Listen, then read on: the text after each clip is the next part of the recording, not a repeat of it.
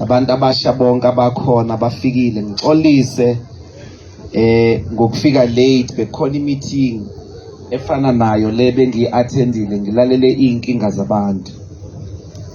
I'm very happy of the answers that have been given by abantu sibathume ngaphakathi kohulumeni waseKuruleni.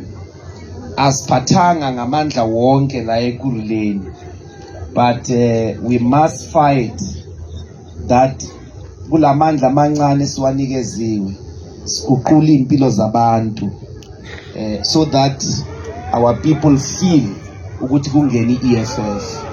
I-EFF inhlangano ukuqala nje that we formed ukubuyisa umhlaba wabantu abamnyama. Umhlaba ubalekile, into yokuqala esiyenzayo ngomhlaba is so that we settle for human settlement. Nomhlaba wokutshala ukwenza ukuthi sidle out of umhlaba. So when our people say there is a problem of overloading, it's because a government yethu it's an irresponsible government. How is it that they don't know what is bangaki la South Africa? Bazositshela ukuthi there is an overload of electricity. It's not the truth. We must speak the truth about the reason why in South Africa inenkinga ye electricity. I will come back to that point. But the EFF was formed so that our people can fight for the land. Umhlaba is at the center of everything. Ayikho into ongayenza ngaphandle komhlaba. Noma ungaze uvuke ekseni uthi mina I just want to have a saloon. Ayikho into nje ngiyifunayo, ngifuna nje ukuluka abantu.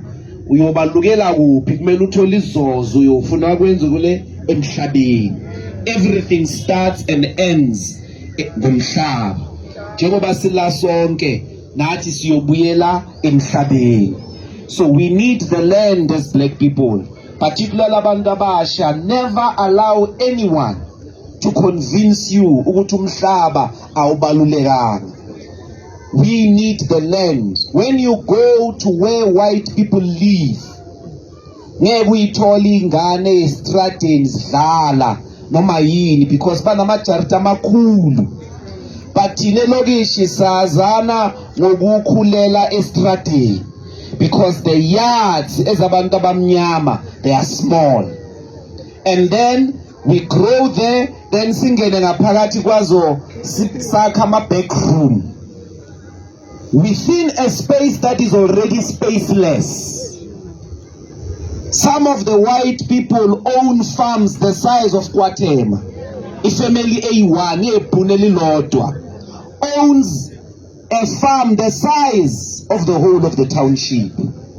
Then abantu bethu bahambe bayofuna nje the land to settle, and when they get that land to settle, we get removed by guns. We get removed. So the ANC government into yokuqala that made them to fail is because abawulelanga ukuthi umhlaba ubuye, and then so that we can share and redistribute black people, and nikwazi ukuthi nihlale ngaphakathi kwamajarita amakhulu njengamabhunu ngabelungu in the towns there. When you visit in the suburbs, Binoni, everywhere, you don't find children on the streets. Bana baba balaga di jariti, because jarita bona di kholo di na di swimming pool di na le mizwinki. Rona re holela strateng because arna le fast.